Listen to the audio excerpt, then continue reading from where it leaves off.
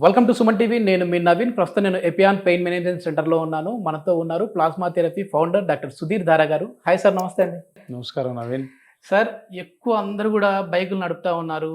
వాళ్ళల్లో ఒక భయం పుట్టేసింది సార్.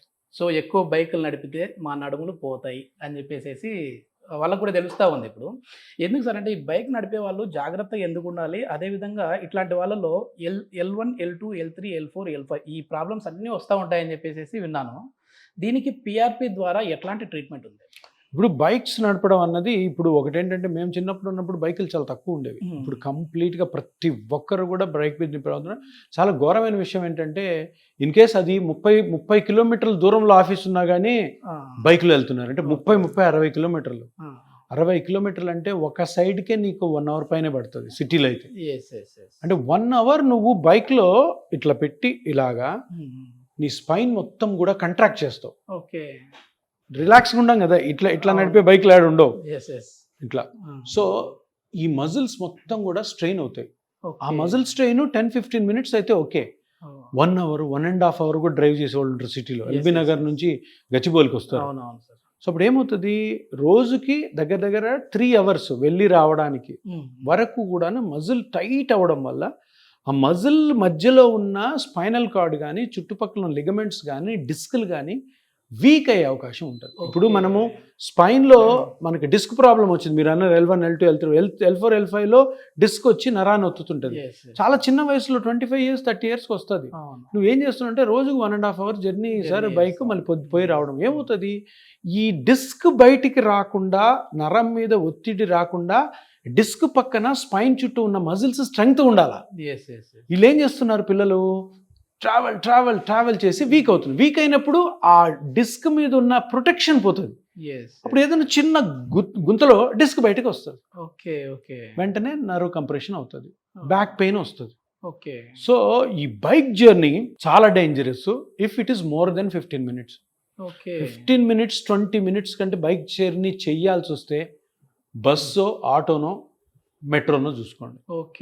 ఎందుకంటే బైక్ ఉంది కదా ఈజీ అయిపోతుంది అనుకుంటే మీ స్పైన్ ఒక 40-50 సంవత్సరాలు నొప్పి లేకుండా ఉండాల్సింది 20 సంవత్సరాలకే 10 సంవత్సరాలకు వస్తుంది. ఒకవేళ మీరు అన్నట్లుగా చిన్న ఏజ్లోనే అంటే 30-35 ఏళ్ళ ఏజ్లోనే వీళ్ళకి ఇట్లాంటి ప్రాబ్లం వచ్చింది అనుకోండి సార్. ఎందుకంటే ఎవరికి ఎన్ని చెప్పినా కూడా మేము బైక్లో అయితేనే మాకు కంఫర్ట్, మళ్ళీ అక్కడ నుంచి మేము వేరే చోటికి వెళ్ళాలి అని అనుకుంటా ఉంటారు. అట్లాంటి వాళ్ళకి సర్జరీ పరంగా వెళ్తే బెస్టా, లేదు అని అంటే పిఆర్పితో దీన్ని సాల్వ్ చేయొచ్చు? నేను ఎప్పుడు చెప్తా ఉంటాను కదా, దీర్ఘకాలంగా వయసు రీత్యా కానీ ఇటువంటి యాక్టివిటీస్ వల్ల వచ్చే నొప్పికి సర్జరీ ఒక్కటే మార్గం కాదు. సర్జరీ అన్నది 100లో 5 మందికే. 95 మందికి ఏ పార్ట్ అయితే డ్యామేజ్ అవడం వల్ల, ఇప్పుడు మనం అనుకున్నది బైక్లో వెళ్తుంటే ఆ మజిల్ వీక్ అయింది, మజిల్ నుంచి నొప్పి రావచ్చు. మజిల్ వీక్ అవడం వల్ల డిస్క్ బయటకు వచ్చి నర్వ్ కంప్రెస్ అవ్వచ్చు. సో నర్వ్ కంప్రెస్ అయినా మనం ప్లాస్మా థెరపీ చేయొచ్చు. మజిల్ వీక్ అయినా కూడా మజిల్ స్ట్రెంగ్తనింగ్, లేదంటే మజిల్లో చిన్న క్రాక్స్ ఉంటే దానికి కూడా ట్రీట్మెంట్ చేయాలి. వీటి అన్నిటికీ సర్జరీస్ ఉండవు అసలు.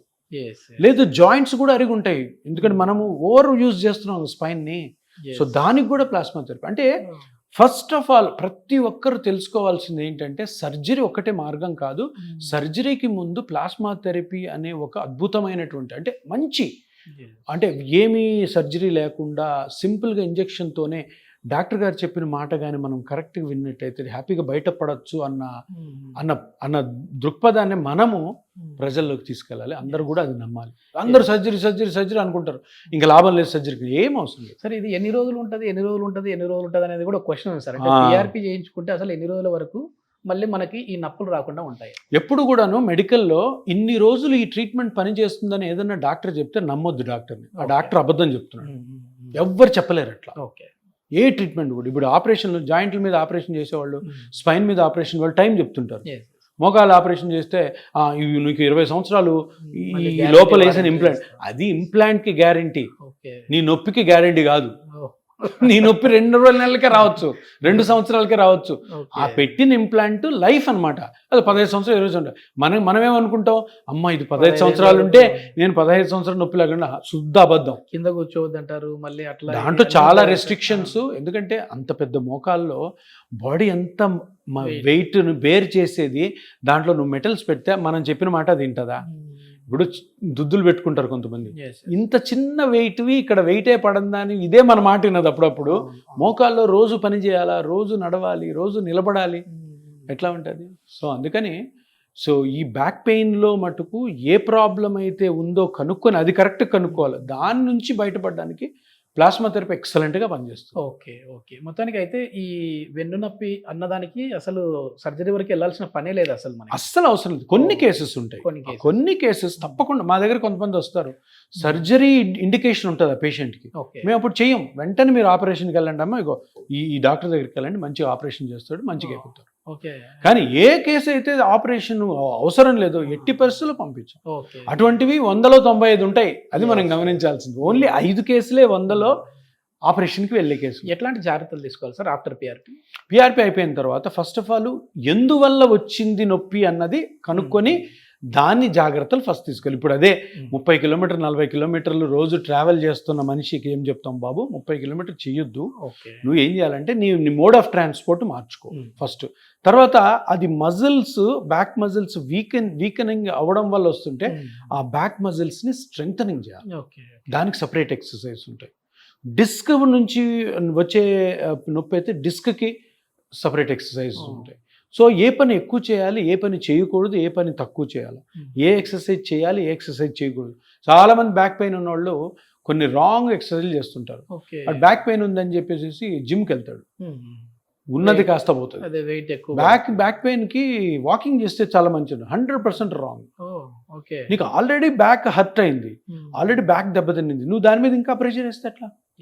సో ఇవి కరెక్ట్గా ఆ మనిషికి వయసు ప్రకారం, ఆయన చేసే పని ప్రకారము, ఆ కండిషన్ ప్రకారము వాళ్ళకి కస్టమైజ్డ్ ఎక్సర్సైజ్ ఉంటాయి. పిచ్చిగా నువ్వు వాకింగ్ చేయి, నువ్వు జిమ్కి పో అంటే ఉన్నది కాస్త ఊడిపోతుంది. సార్ మీతో ఇంటర్వ్యూ చేసేటప్పుడు కూడా నా బ్యాక్ మీదనే ఫోకస్ ఎక్కువైంది సార్.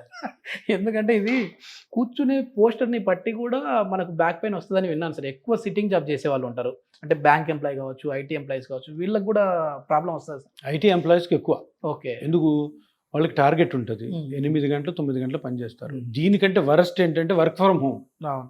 వర్క్ ఫ్రమ్ హోమ్లో ఏమవుతుంది, మీ నీళ్ళు డిసిప్లిన్ అవసరం లేదు, మంచం మీద పడుకుంటాడు, ఒకడు సోఫా మీద పడుకుంటాడు, ఒకడు దీవాన్ మీద పడుకుంటాడు, ఒకడు బోర్లో పడుకొని పని చేస్తుంటాడు, ఒకటి తలకింద దిండి పెట్టుకొని ల్యాప్టాప్ ఇలా పెట్టుకో, అవి డేంజరస్.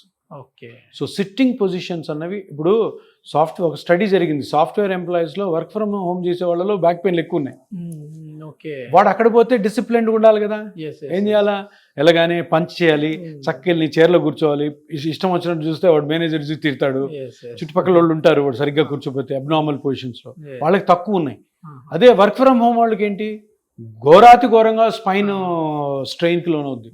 ఇంకోటి నైట్ టైమ్స్ వర్క్ చేసే వాళ్ళు ఉంటారు, అది ఇంకా డేంజర్. యుఎస్లో క్లయింట్ ఏమో పొద్దున ఉంటాడు, ఇక్కడ మనం రాత్రి చేయాలి, ప్రాపర్ స్లీప్ ఉండదు. సో ఈ నైట్ టైమ్స్ కొంతమంది పిల్లలు ఏంటంటే సిగరెట్లకు అలవాటు పడి ఉంటారు. సిగరెట్ స్మోకింగ్కి బ్యాక్ పెయిన్కి చాలా ఘోరమైన రిలేషన్షిప్ ఉంది. స్మోక్ చేసే వాళ్ళు బ్యాక్ పెయిన్స్ తగ్గవు, ఎక్కువ అవుతాయి.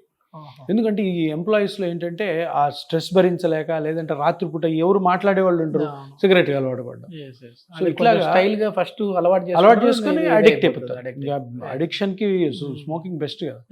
సో ఇట్లాంటివన్నీ ఆ మనిషి తత్వాన్ని బట్టి, ఆ మనిషిలో ఉన్న ప్రాబ్లమ్ని బట్టి ఎక్సర్సైజ్ ఉంటాయి, జాగ్రత్తలు చెప్తాం. అందరికి ఒకటే ఉండవు, మళ్ళీ బాడీని బట్టి మారుతూ ఉంటుంది. ఇది మొత్తానికి ఏంటంటే బైక్ నడిపే వాళ్ళు చాలా జాగ్రత్తగా ఉండండి. ఎందుకంటే ఏదో ఇది స్పోర్ట్స్ బైక్లు వేసుకొని మరీ తిరుగుతూ ఉంటారు, అది కూడా చాలా డేంజర్గా ఉంది.